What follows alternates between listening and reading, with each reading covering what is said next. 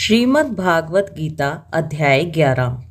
अर्जुन बोले, मुझ पर अनुग्रह करने के लिए आपने जो परम गोपनीय आध्यात्मिक विषयक वचन अर्थात उपदेश कहे, उससे मेरा यह अज्ञान नष्ट हो गया है।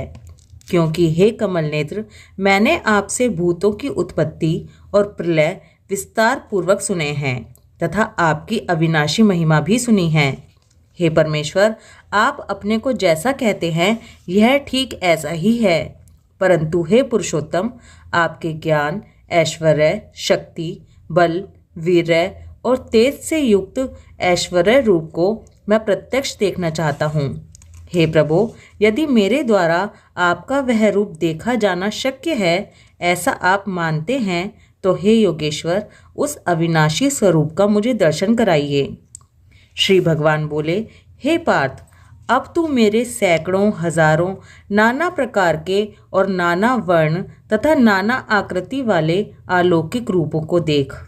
हे भरतवंशी अर्जुन, तू मुझमें आदित्यों को अर्थात अदिति के 12 पुत्रों को, 8 वसुओं को, 11 रुद्रों को, दोनों अश्वनी कुमारों को और 49 मरुदगणों को देख तथा और भी बहुत से पहले ना देखे हुए आश्चर्यमय रूपों को देख। हे अर्जुन, अब इस मेरे शरीर में एक जगह स्थित चराचर सहित संपूर्ण जगत को देख तथा और भी जो कुछ देखना चाहता है वो सब देख, परंतु मुझको तो इन अपने प्राकृत नेत्रों द्वारा देखने में निसंदेह समर्थ नहीं है। इसी से मैं तुझे दिव्य अर्थात अलौकिक चक्षु देता हूँ। इससे तू मेरी ईश्वरीय योग शक्ति को देख। संजय बोले, हे राजन, महायोगेश्वर और सब पापों को नाश करने वाले भगवान ने इस प्रकार कहकर उसके पश्चात अर्जुन को परम ऐश्वर्य युक्त दिव्य स्वरूप दिखलाया।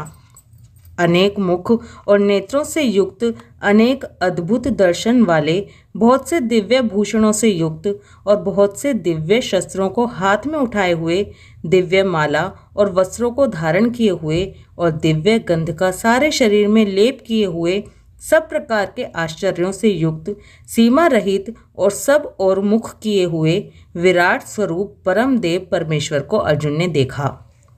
आकाश में 1000 सूर्यों के एक साथ उदय होने से उत्पन्न जो प्रकाश हो, वह भी उस विश्व रूप परमात्मा के प्रकाश के सदृश कदाचित ही हो।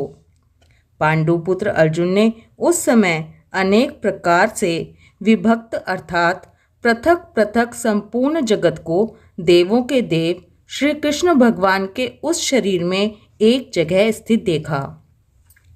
उसके अनंतर वे आश्चर्य से चकित और पुलकित शरीर अर्जुन प्रकाश में विश्वरूप परमात्मा को श्रद्धा भक्ति सहित सिर से प्रणाम करके हाथ जोड़कर बोले। अर्जुन बोले, हे देव, मैं आपके शरीर में संपूर्ण देवों को तथा अनेक भूतों के समुदायों को, कमल के आसन पर विराजित ब्रह्मा को, महादेव को और संपूर्ण ऋषियों को तथा दिव्य सर्पों को देखता हूँ।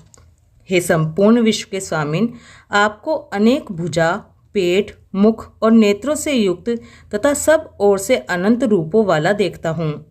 हे विश्वरूप, मैं आपके न अंत को देखता हूँ, न मध्य को और न आदि को ही।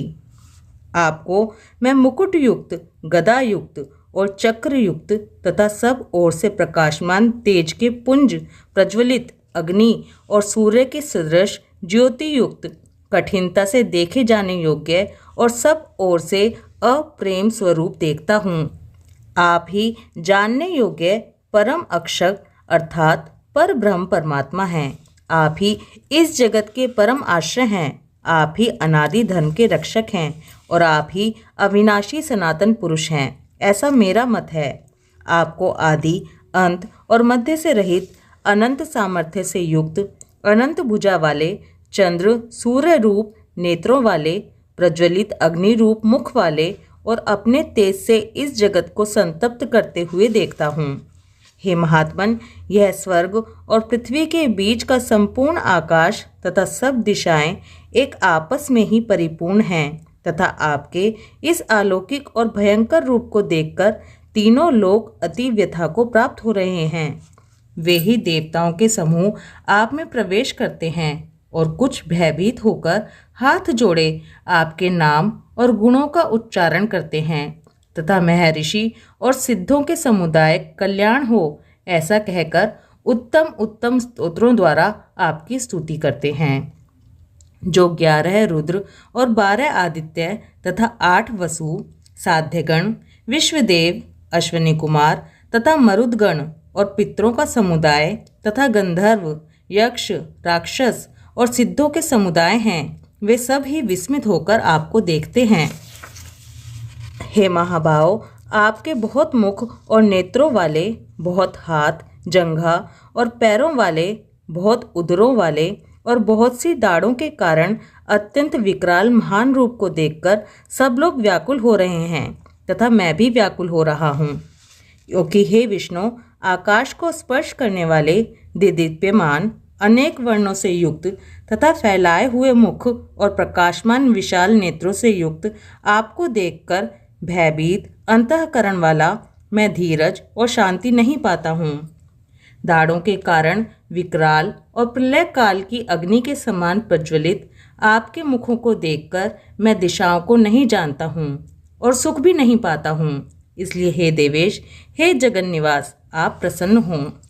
वे सभी धृतराष्ट्र के पुत्र राजाओं के समुदाय सहित आप में प्रवेश कर रहे हैं और भीष्म पितामह, द्रोणाचार्य तथा वह कर्ण और हमारे पक्ष के भी प्रधान योद्धाओं के सहित सबके सब आपके डाड़ों के कारण विकराल भयानक मुखों में बड़े वेग से दौड़ते हुए प्रवेश कर रहे हैं और कई एक चूर्ण हुए सिरों सहित आपके दांतों के बीच में लगे हुए दिख रहे हैं। जैसे नदियों के बहुत से जल के प्रवाह स्वाभाविक ही समुद्र के ही सम्मुख दौड़ते हैं अर्थात समुद्र में प्रवेश करते हैं, वैसे ही वे नरलोक के वीर भी आपके प्रज्वलित मुखों में प्रवेश कर रहे हैं। जैसे पतंग मोहवश नष्ट होने के लिए प्रज्वलित अग्नि में अति वेग से दौड़ते हुए प्रवेश करते हैं, वैसे ही ये सब लोग भी अपने नाश के लिए आपके मुखों में अति वेग से दौड़ते हुए प्रवेश कर रहे हैं।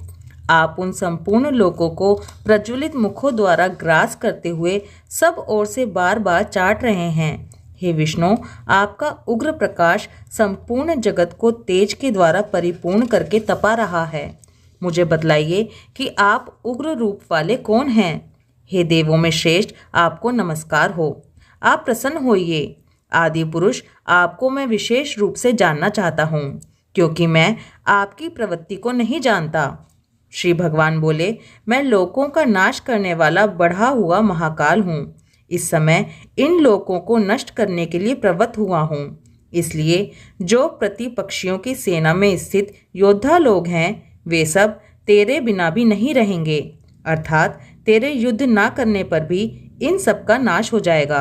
अतएव तू उठ, यश प्राप्त कर और शत्रुओं को जीतकर धन धान्य से संपन्न राज्य को भोग।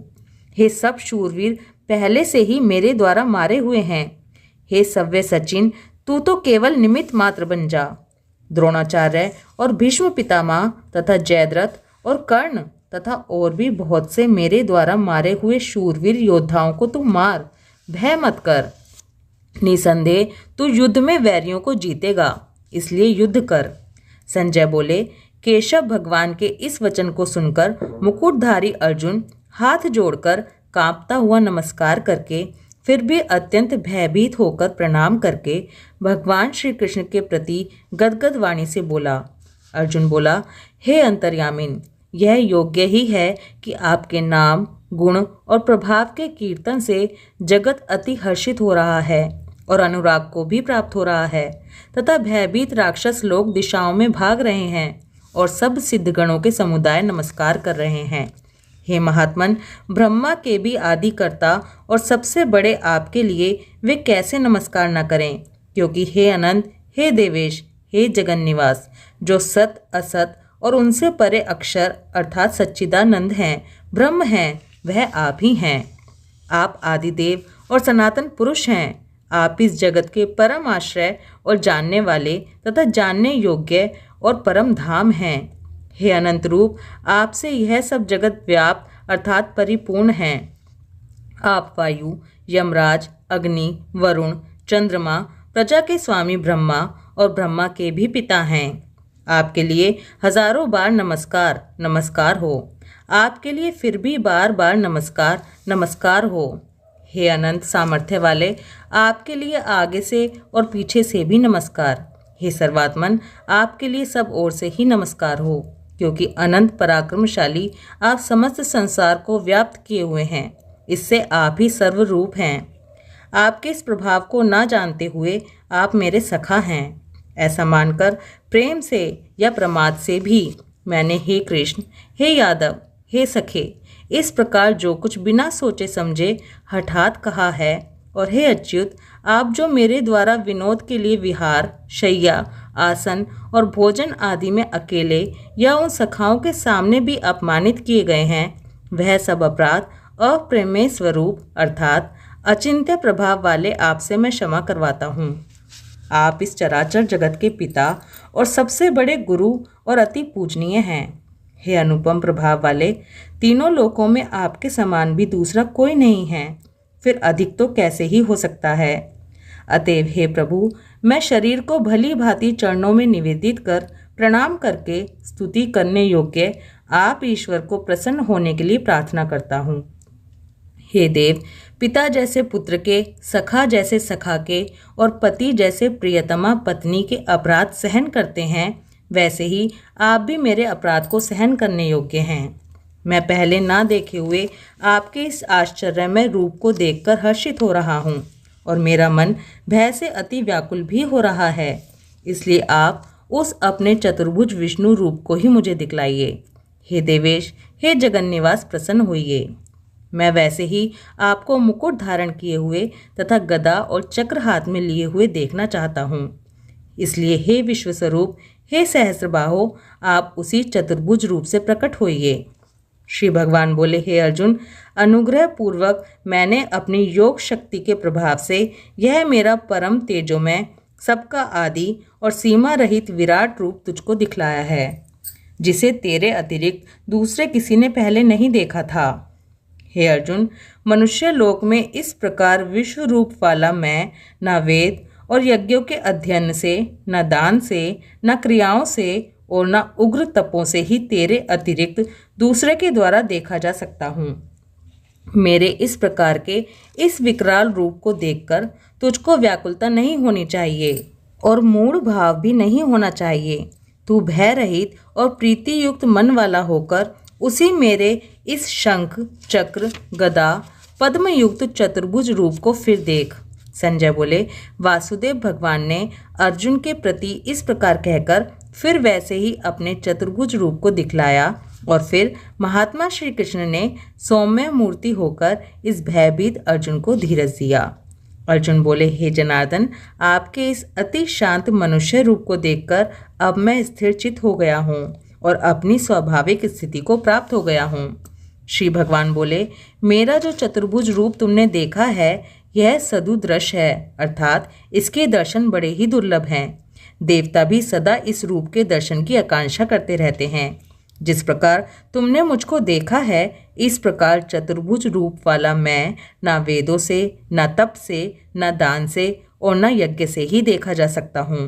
परंतु हे अर्जुन, अनन्य भक्ति के द्वारा इस प्रकार चतुर्भुज रूप वाला मैं प्रत्यक्ष देखने के लिए, तत्व से जानने के लिए तथा प्रवेश करने के लिए अर्थात एक ही भाव से प्राप्त होने के लिए भी शक्य हूँ।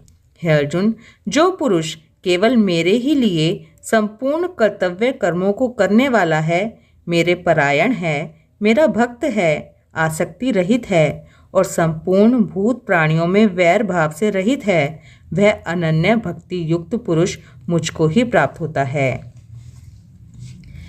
श्रीमद् भागवत गीता अध्याय 11 समाप्त।